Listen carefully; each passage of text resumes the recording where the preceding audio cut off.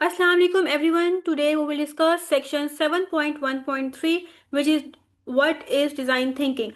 सबसे पहले तो हम इस कॉन्सेप्ट को समझते हैं कि डिज़ाइन थिंकिंग क्या होता है.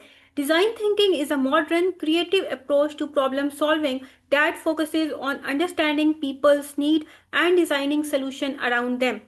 डिज़ाइन थिंकिंग बेसिकली एक ऐसा मेथड है या एक मॉडर्न अप्रोच है, क्रिएटिव अप्रोच है जिसमें प्रॉब्लम को सॉल्व किया जाता है. बट हमें ये चीज़ अंडरस्टैंड करने की ज़रूरत है कि कैसे प्रॉब्लम को सॉल्व किया जाता है. इसमें ये होता है कि हमारा हमारा जो फोकस होता है वो लोगों की नीड की तरफ होता है. हम उसको अंडरस्टैंड करने की कोशिश कर रहे होते हैं कि लोगों की क्या क्या नीड्स है, उनकी क्या क्या प्रॉब्लम है, उन्हें किस किस प्रॉब्लम को फेस करना पड़ रहा है. जब हम इस चीज़ को अंडरस्टैंड कर लेते हैं उसके बाद उन प्रॉब्लम्स को रिजॉल्व करने के लिए हम लोग सोल्यूशन डिज़ाइन करते हैं. हम लोग एक सोल्यूशन बनाते हैं ताकि उससे लोगों की नीड्स को फुलफिल किया जा सके, ताकि उनके प्रॉब्लम्स को सॉल्व किया जा सके.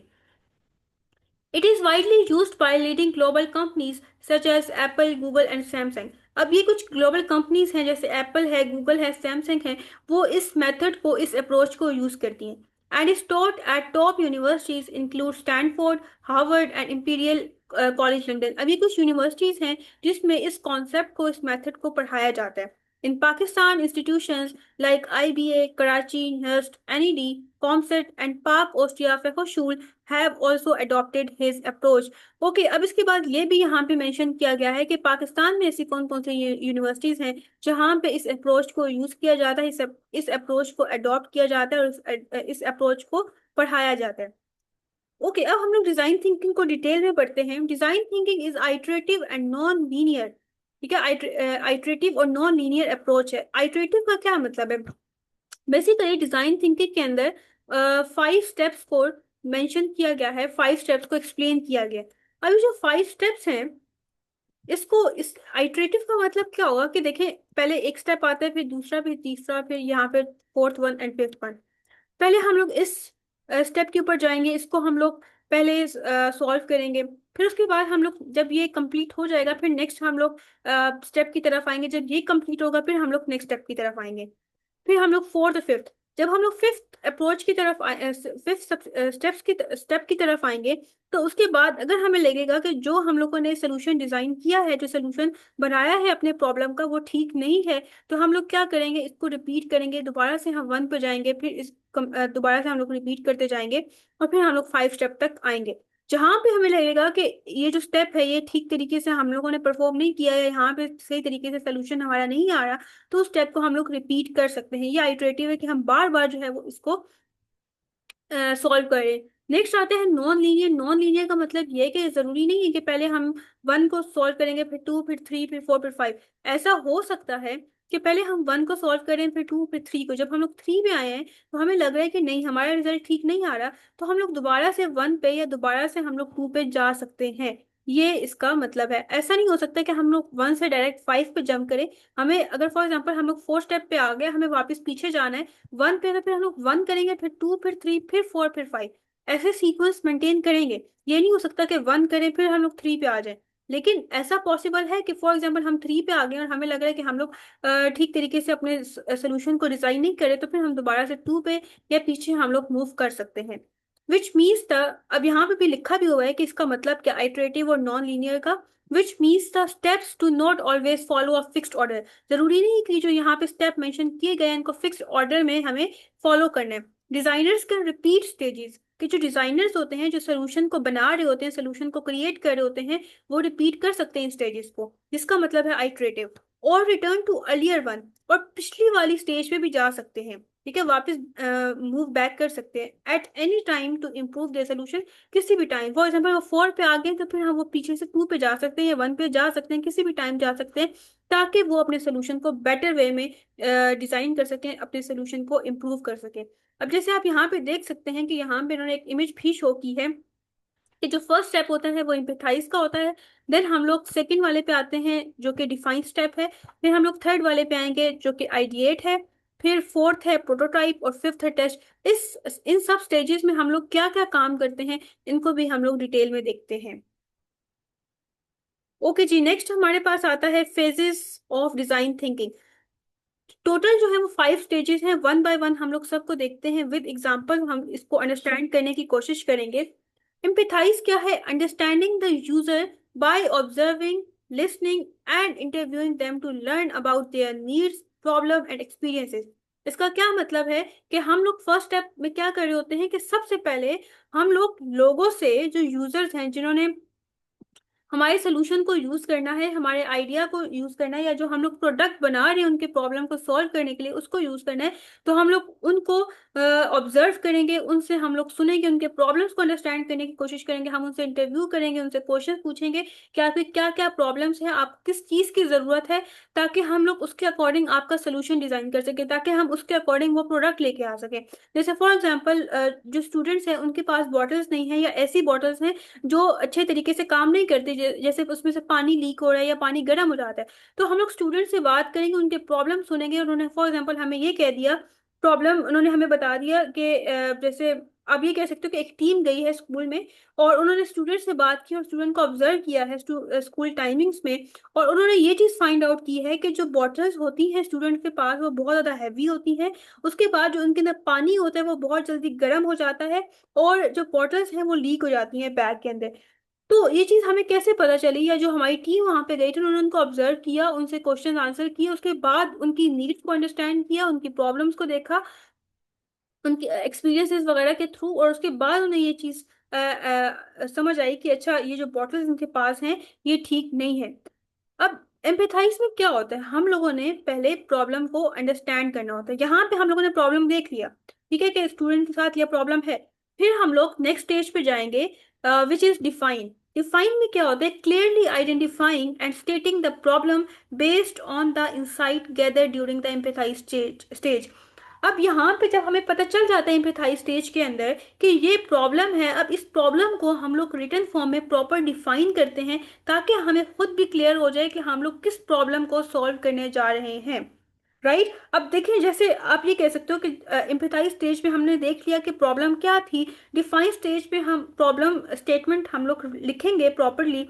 जैसे हम लोग लिखेंगे, student need a light weight leak proof water bottle that keep water cool for a long time.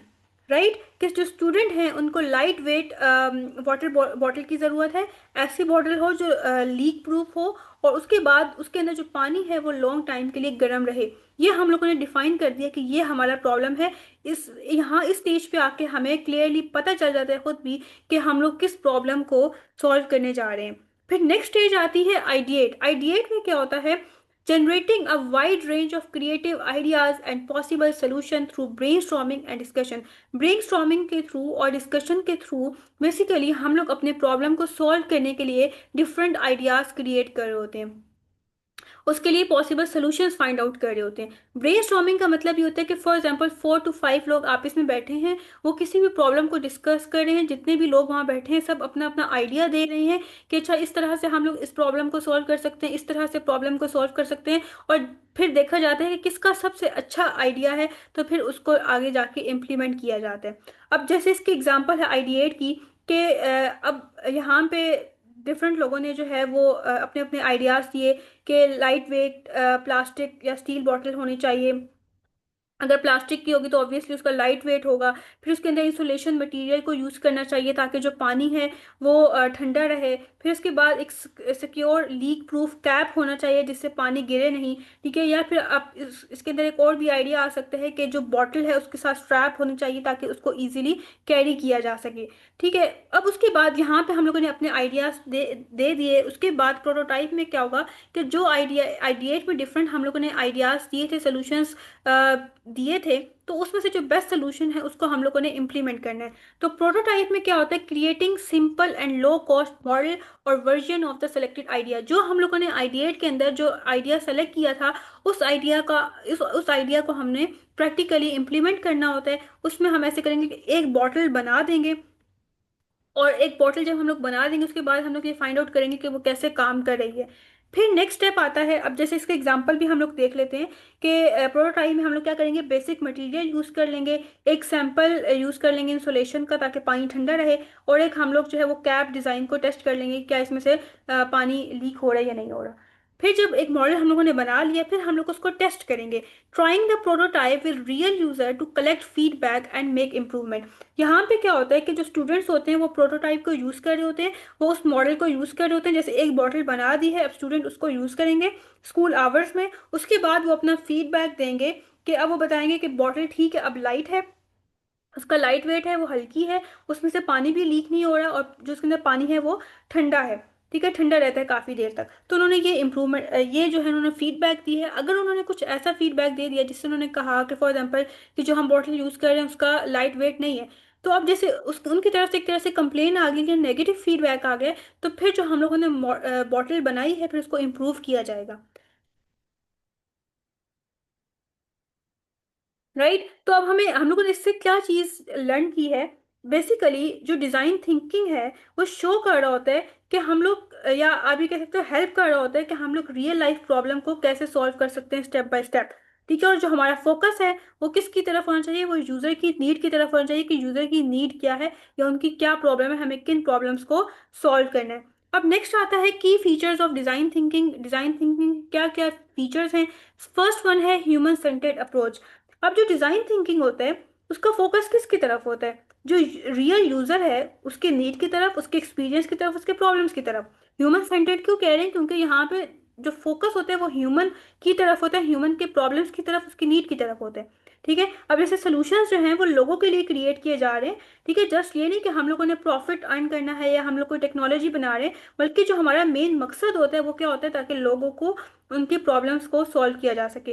फिर इसी तरह से जैसे एग्जांपल है कि हम लोगों ने स्कूल चेयर बनानी है जो कि कंफर्टेबल हो स्टूडेंट के लिए। ठीक है, तो अब यहाँ पे क्या हमारा फोकस किसकी तरफ था, स्टूडेंट्स की तरफ था, मतलब ह्यूमन की तरफ था। अब नेक्स्ट वन है encouraging creativity and innovation. Creativity या इनोवेशन का क्या मतलब होता है, कोई भी नई चीज लेके आना, कोई नया आइडिया प्रेजेंट करना जो ऑलरेडी एग्जिस्ट नहीं करता। तो डिजाइन थिंकिंग जो है वो प्रमोट कर रही होती है न्यू और क्रिएटिव आइडियाज की तरफ, बजाय इसके कि हम जस्ट ओल्ड सॉल्यूशंस के ऊपर ही रिलाई करते रहें। ठीक है, ये हमें अलाउ करती है कि हम लोग ब्रेनस्टॉर्मिंग करें। ठीक हो गया। फिर उसके बाद नेक्स्ट है flexible and repeatable process. Okay, जैसे हमने स्टार्टिंग में पढ़ा था कि ये आइट्रेटिव होता है, तो जो डिजाइन थिंकिंग प्रोसेस होता है वो स्ट्रिक्टली लीनियर नहीं होता कि हमें जस्ट पहले वन स्टेप परफॉर्म करना है, फिर टू, फिर थ्री, फिर फोर, फिर फाइव, बस यहाँ पे एंड हो गया। बल्कि फॉर एग्जाम्पल हम लोगों ने देख लिया कि हम लोग फोर स्टेप तक आ गए, हम लोग प्रोटोटाइप बना रहे हैं लेकिन वो ठीक नहीं है, तो हम वापस पीछे जा सकते हैं। दोबारा से हम लोग आइडिया के स्टेप पर जाएंगे, दोबारा से हम लोग आइडियाज प्रेजेंट करेंगे, और उसके बाद फिर हम लोग जो हमें जो सूटेबल आइडिया लगेगा फिर हम लोग उसको इम्प्लीमेंट कर लेंगे। तो इसके अंदर रिपीटेशन हो सकती है ताकि हम लोग अपने प्रोडक्ट को इम्प्रूव कर सकें। नेक्स्ट वन है focus on real world problem solving. अब जो डिजाइन थिंकिंग है वो होता है, उसको किस लिए यूज किया जाता है डिजाइन थिंकिंग को, ताकि हम लोग प्रैक्टिकल प्रॉब्लम को सॉल्व कर सकें। ठीक है, जो हमारी डेली लाइफ में जो भी हमें प्रॉब्लम्स नजर आते हैं, ताकि हम लोग उसको सॉल्व कर सकें। नेक्स्ट इसकी एग्जाम्पल है the young innovator design thinking challenge. Teachers guide help student identify problem in their school और community, brainstorm solution and develop ideas that could become business opportunities. अब एक यंग इनोवेटर जिसमें जो है डिजाइन थिंकिंग चैलेंज, अब यहाँ पे क्या है कि आप ये कह सकते हो कि एक तरह से इन्होंने जो है वो एक सेशन करवाया है, कंपटीशन करवाया है, जिसमें जो टीचर है वो स्टूडेंट की हेल्प कर रही है कि वो आइडेंटिफाई करें कि उनके स्कूल के अंदर या कम्युनिटी के अंदर क्या क्या प्रॉब्लम है। ठीक है, ये टास्क किसको मिला, ये स्टूडेंट को मिला है, ताकि उसके बाद जब वो देखेंगे कि अच्छा ये क्या प्रॉब्लम है, उसके बाद वो ब्रेन स्टॉर्मिंग करें, वो नए नए आइडियाज लेके आए। ठीक है, और फिर उसमें से जो सूटेबल आइडिया है उसको फिर डिवेलप करें, उसको इम्प्लीमेंट करें, उसका प्रोटोटाइप बनाएं। और हो सकता है कि अगर वो अच्छे तरीके से उन्होंने प्रोटोटाइप बना लिया, अगर वो वर्क एबल हुआ, तो फिर हम लोग उसका बिजनेस भी स्टार्ट कर सकते हैं, बिजनेस अपॉर्चुनिटी भी बन सकती है। This show how design thinking can be applied even by children to create meaningful solution. या जो डिजाइन थिंकिंग है ये जो है वो चिल्ड्रन भी इसको यूज कर सकते हैं, इस अप्रोच को अडॉप्ट कर सकते हैं, ताकि मीनिंगफुल सोल्यूशन को क्रिएट किया जा सके। ओके, यहाँ पे ये एंड हो गया है। आई होप सो आज के लेक्चर आपको समझ आया होगा। इन केस फिर भी कोई क्यूरी है तो आप कमेंट सेक्शन में पूछ सकते हैं। इंशाल्लाह नेक्स्ट लेक्चर में हम लोग 7 पॉइंट कवर करेंगे।